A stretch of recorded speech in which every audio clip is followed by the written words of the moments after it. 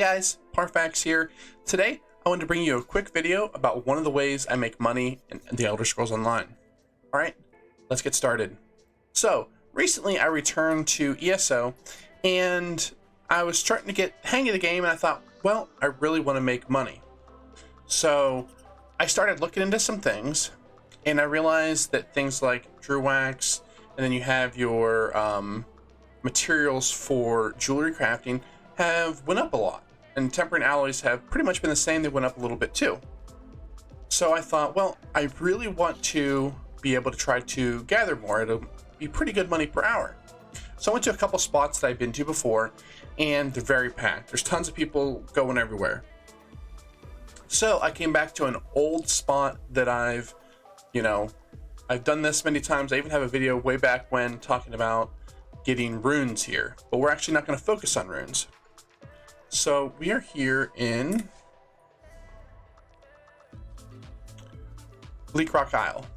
So this is one of my favorite farming spots in the game, and because the starter zones are always typically packed with pretty good resources. So we're going to go over a couple things that are going to help you increase your gold per hour, and I'm going to show you a couple tips and tricks. So we're actually going to start up here in the champion point system. We're not going to worry too much about the blue or the red.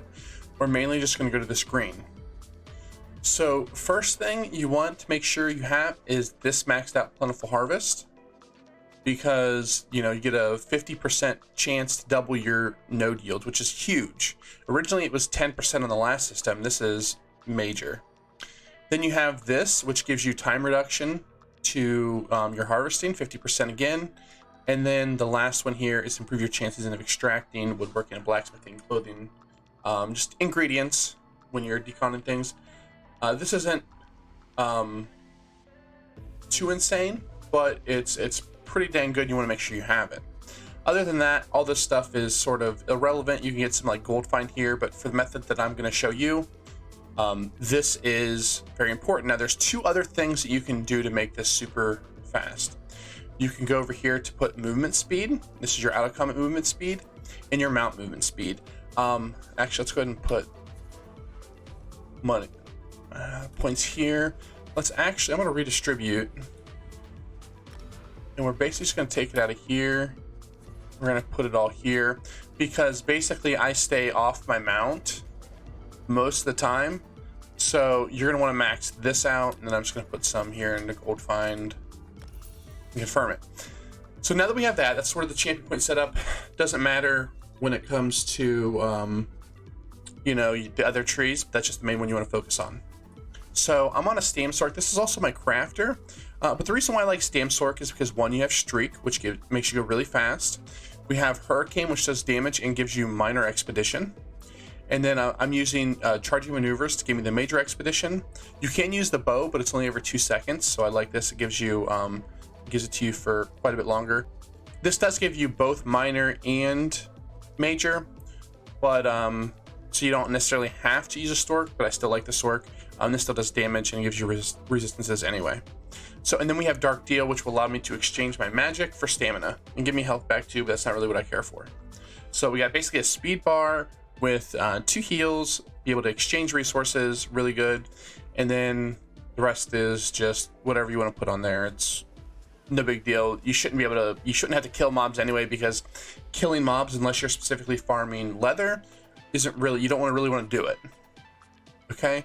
I am also an orc, which has reduced the cost of your sprint by 12% and increases the movement speed bonus by sprint by 10%. And then you want to make sure you have your points into your medium armor, especially, I think it's here, athletics. So basically we're going for fast, and there's a couple sets you can run that are going to really increase it. But what we're going to do is we're basically just going to have one set or one piece, and that's Ring of the Wild Hunt. It's basically going to make me fly through this map. So if you can see here, the trend is we want to go fast, we want to be efficient, less time for gathering, running fast. Now the last kind of thing that I put on here, now I did take some points out so that I can do this because I was pretty strapped for points, but we have this Keen Eye passive. So I'm going to go ahead and put this up. And this is just going to allow me to, you're going to see, it's going to highlight all the material around me. You don't necessarily need this, but there's some things that are very hard to see. Now in Bleak Rock here, it's pretty open, and with the snow makes it really easy to see it. But if you're doing stuff like, even like Craglorn and other places, it can be really beneficial. So I took alchemy, took the blacksmithing, the clothing. I did not take enchanting, and we'll talk about that in a second. And then jewelry crafting and woodworking. And then obviously nothing in provisioning. So what I'm going to be gathering is I'm going to be gathering everything but enchanting. I'm specifically going to be focusing on blacksmithing, clothing, and jewelry crafting. Because when you refine the materials, you can get the best rewards. So let's go here. We'll go to blacksmithing. Tempering alloy, they're going for 11,000 a piece. Druax is going for 16,000 a piece. And jewelry crafting, I don't know if I don't have any, but they're going for, I believe, 17,000 a piece. And these chromium platings are 185,000 per plating. So it's pretty insane when it comes to money if you get these. Now, of course, in order to get these, you're going to have this extraction node. You don't need it for alchemy, obviously. So we put 3 points into here. We already have it in here, which is, I think it's this one. No, unraveling. Then for jewelry crafting, we have extraction. Then woodworking, we have extraction. Now, as you can see, actually, we'll go to it now so I can show you. Woodworking, there it is. Rosin is only 5k. So rosin, you can gather it, and part of the reason why I do like to gather it is it gives you heartwood, which gives you an extra 700, so you can get multiple of that, and you can stack it up, and it can be pretty valuable. But really, you don't want to focus on wood. You really want to focus on the other three. Now you can do, like, if you see Columbine, that's pretty good. But also, if we go to enchanting, Kudas are only 4,000, and you get them significantly less than you actually get the other materials. So I get more Drew wax from refining my, from refining the cloth than I do Kudas when I'm picking them up. So you will see here, I will almost never pick them up. It's not worth it.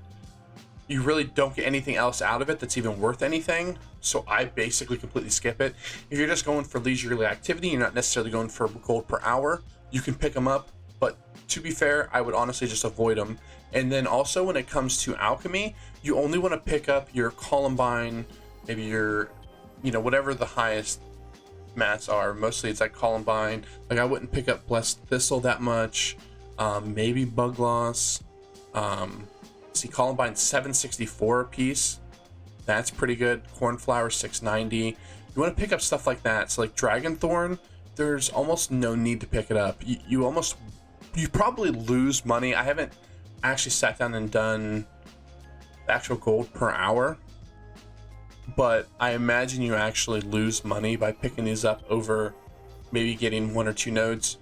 But I don't go for super like number crunch, what is the best, because it's random. You don't always get Dragonthorn. You don't, you know, there's not a certain amount of cloth that you need to get 1 Drew wax.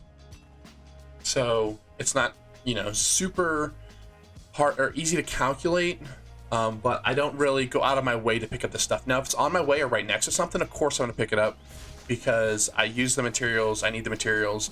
They're just good to pick up. But, you know, it's not something you want to go out of your way for. So, I showed you I'm here in Bleak Rock, right here.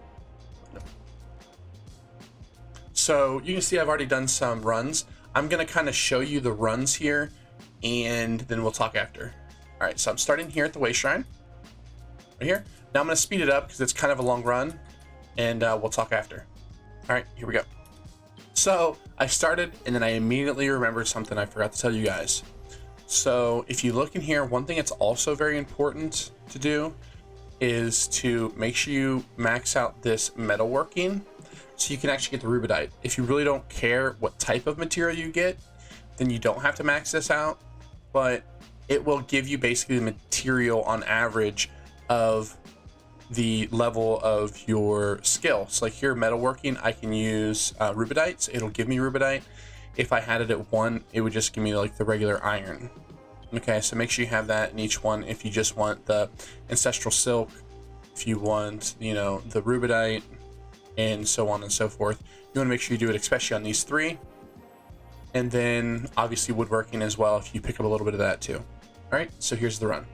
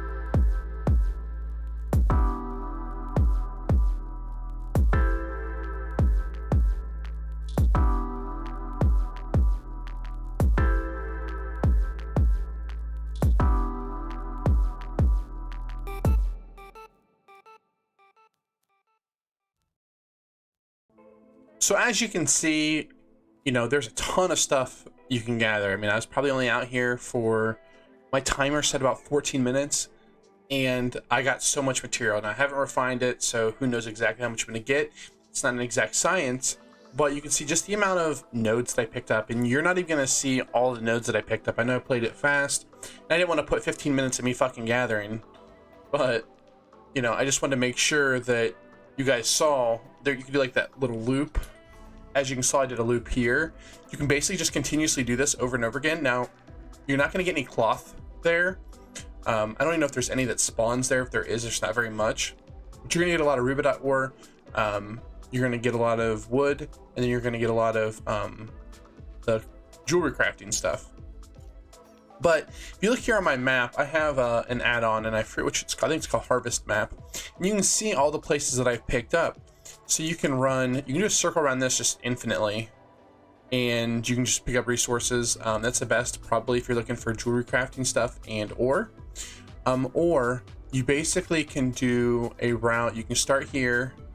Now, typically, you know, I used to go up here, cross over here, which is I did in the original, and then I would just walk like through here and then come back and cross over right here and kind of just zigzag my way through here. I wouldn't go down here.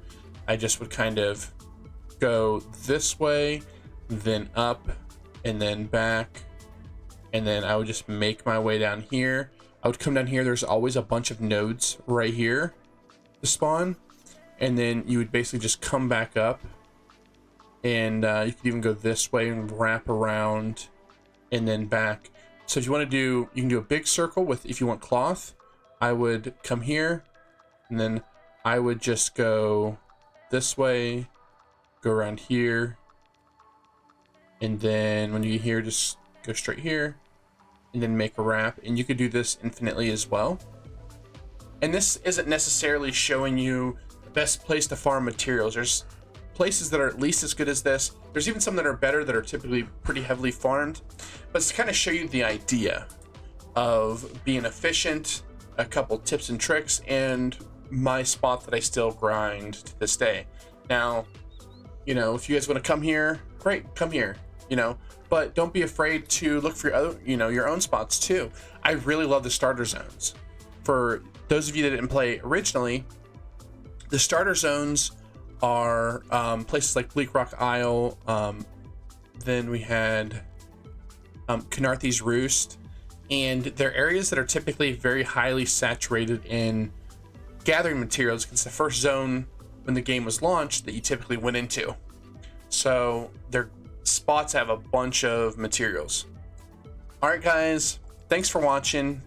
If you have any comments, let me know down below. Let me know what kind of videos you want to see, and let me know if you have any, you know, grind spots you like to grind, or maybe a spot you used to grind for materials. Maybe it was like Alakir Desert, where you used to get your alchemy materials that you can't no longer get there because, you know, there's a bunch of people farming it, or maybe it's just not good anymore. All right, guys, thanks for watching. If you liked the video, hit the like button. If you didn't like the video, I gotta get this, hold on. Oh, dang it. If you don't like the video, go ahead and hit the dislike button. Tell me down in the comments below. All right, guys, thanks for watching, and have a great day.